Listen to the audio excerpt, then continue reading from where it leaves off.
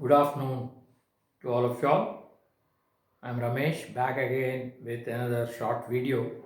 Today we are going to see if you cut a spring or spring constant K, then what are the spring constants of the two parts? Let's say you cut a spring into two parts. What are the spring constants of the two parts? So let us say we have a spring.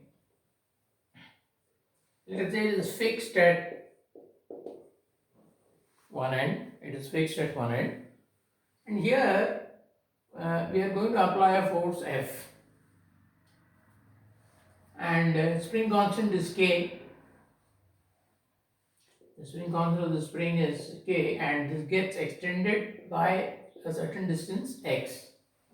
So we know F will be equal to Kx.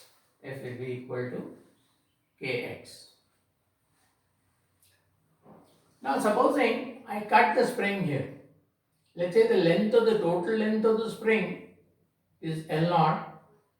The unextended length, let us say it is L0, and I cut it at a distance L1, and the spring constant of this is K1, of this portion is K1. We wish to know how this K1 and K are related given L1 and L0. Now you must note that the tension in the spring is the same throughout, because we are assuming that the spring has got negligible mass. So the net force on it has to be zero, even if it is accelerating. So negligible mass. So the force will be the same. So now we need to know how much will be the extension of this portion. If the full spring extends by x, how much is the extension of this portion?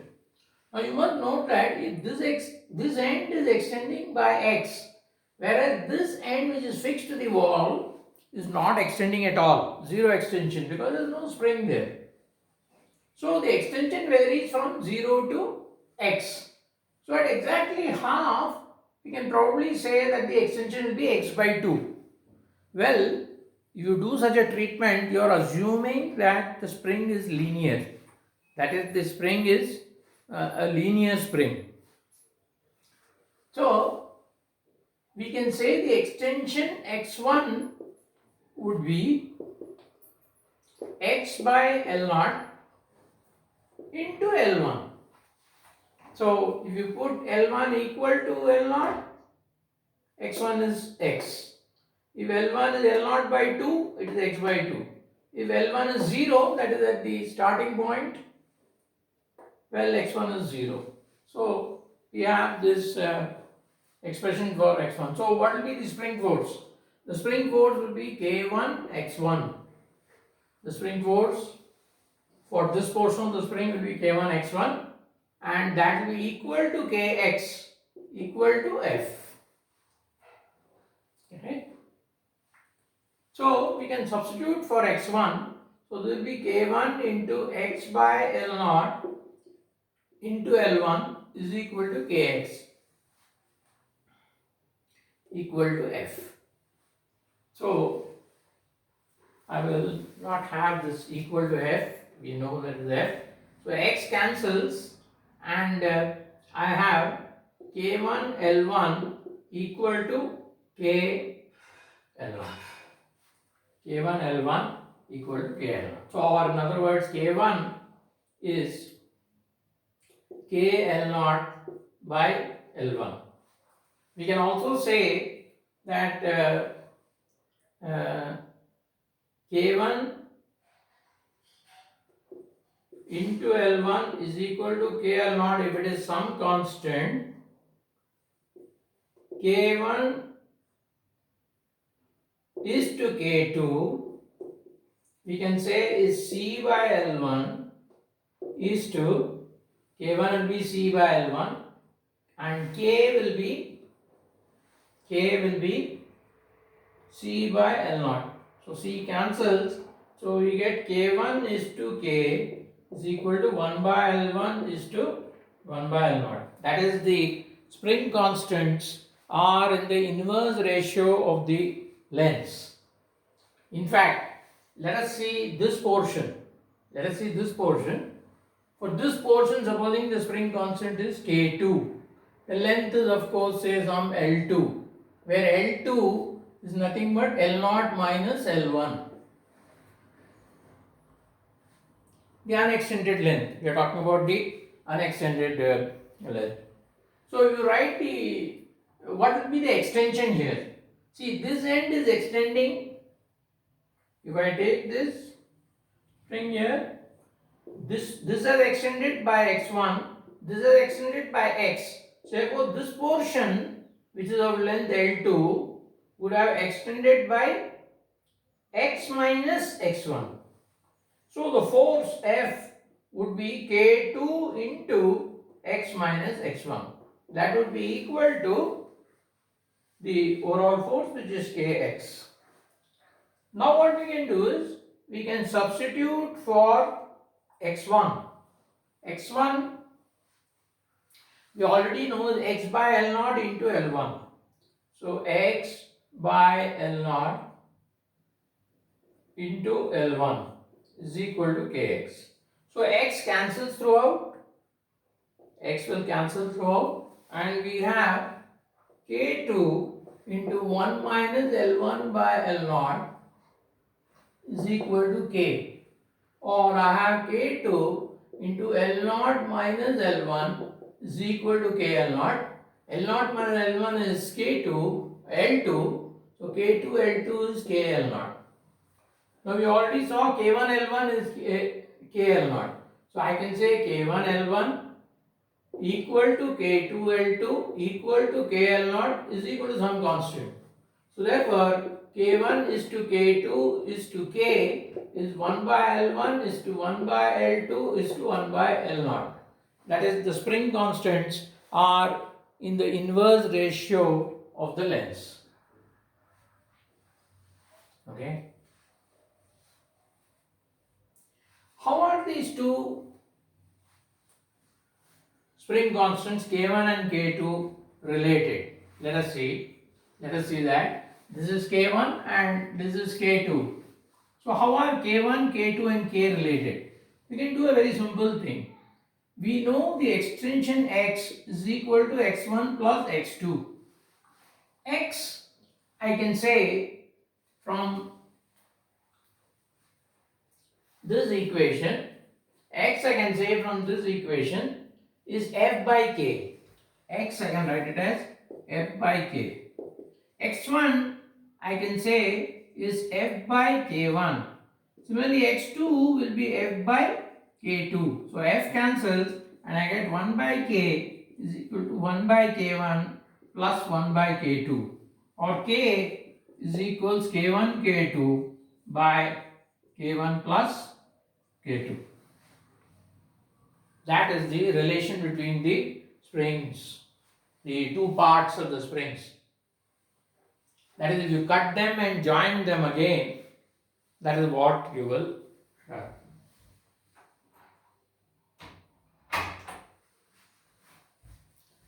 So that brings us to the idea of series, springs in series. Springs in series are basically two springs of spring constant K1 and spring constant K2 connected in this fashion. And you are fixed it at one end, you are applying a force F. So we would like to know what is the equivalent spring for this. That is, if you replace it by a single spring, apply a force F, how are K1 and K2 related? Well, it is very simply you can say that you cut the spring K into two parts such that they have a spring constant K1 and K2 and join them again. So you have this particular situation. So K will be nothing but K1 K2 by K1 plus K2. So for springs in speed series, K is equals K1 K2 by K1 plus K2. Now let us see one very interesting thing about the spring in series. For springs in series, we find that the total extension x is x1 plus x2 and the force is k1 x1 equal to k2 x2. This is what you find for springs in series. Now we can talk about springs in parallel. Here springs in parallel,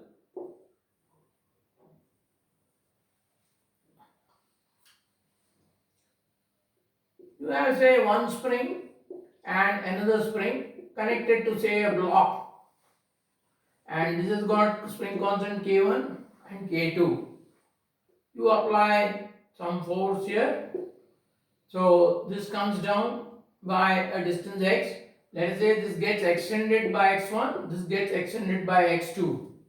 Well, for springs in parallel, if this block remains horizontal, it doesn't tilt this way or that way, I can say x1 is equal to x2 equal to x. But the total force F that you have applied will be F1 plus F2. This is, in this case, F was equal to F1 equal to F2, X was X1 plus X2. Here X1 equal to X2 equal to X and F is equal to F1 plus X2. Or you have basically F as K, the equivalent spring constant K into X is equal to K1 into X plus K2 into X. So X cancels and you have basically K is equals K1 plus K2. So for springs in parallel, the extension is the same and the forces are different. For springs in series, the force is the same throughout, but the extensions vary. So that's the idea. Now, based on this, let us take an interesting JEE problem. We know we have been considering springs of negligible mass. Supposing a spring had mass and there is a block attached to it, and the block is given some kinetic energy. We wish to know what is the total kinetic energy. That is, let us say here you have a spring and you have a mass m. The spring, it is having a velocity v1. The spring has got an extension, overall extension of x1. The spring also has a mass ms. It got a mass ms and length L0, let's say, mass ms and unextended length of L0. And we wish to know what is the kinetic energy of the spring. So how should we do that? For that, we will from this point we will take at a distance L a small element of the spring of length dl. Now why we are taking a small element dl is at every point the displacement is different and the rate at which the displacement changing will also be different. So the velocities at every point in the spring is going to be different. So that is why we have chosen an infinitesimal length dl. This will have a mass dm which is equal to the mass per unit length ms by L0 into the length which is dl, that is dm. Let's say this part has got a velocity v. So the kinetic energy dk, infinitesimal kinetic energy, will be half dm into v squared. Now the question is, can we relate v to v1? Well, we saw that if the extension of this is x1, the extension of this would be, extension here would be x, and we saw it was a linear spring. So the linear spring for a linear pin x is equal to x1 by L0 into L. If you differentiate this, dx by dt is equal to dx1 by dt into L by L naught, or V is equal to V1 into L by L naught. So what is the kinetic energy of that element?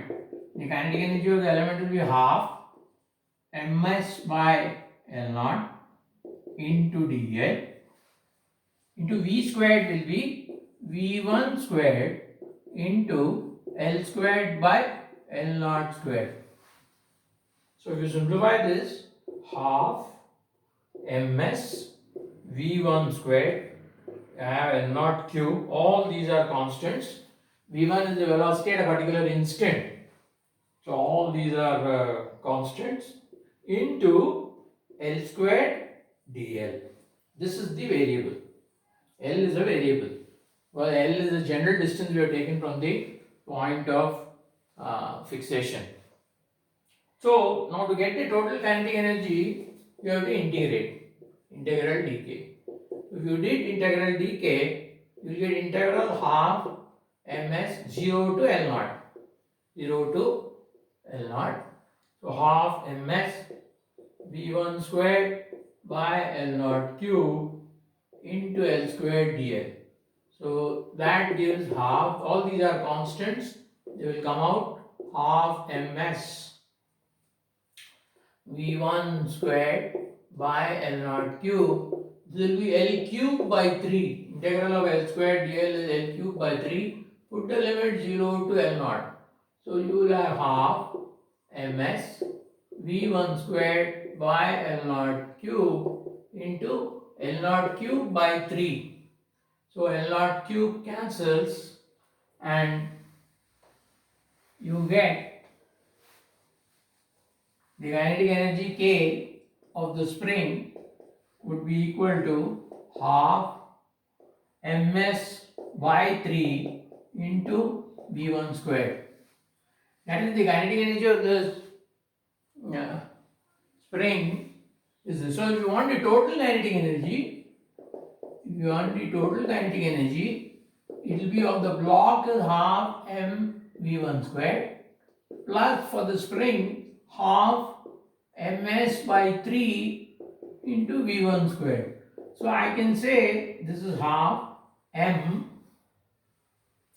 plus ms by 3 into v1 squared. So effectively 1/3 of the mass of the spring contributes to the kinetic energy of the block. So in other words, if you have got this spring, I can make it ideal, make it massless. I can increase the mass by 1/3 the mass of the spring and give it a velocity k. Now the spring is ideal, that is massless. Spring must be constant k. So this would be the equivalent mass, m of the block plus 1/3 the mass of this spring, and this spring becomes massless. Thank you.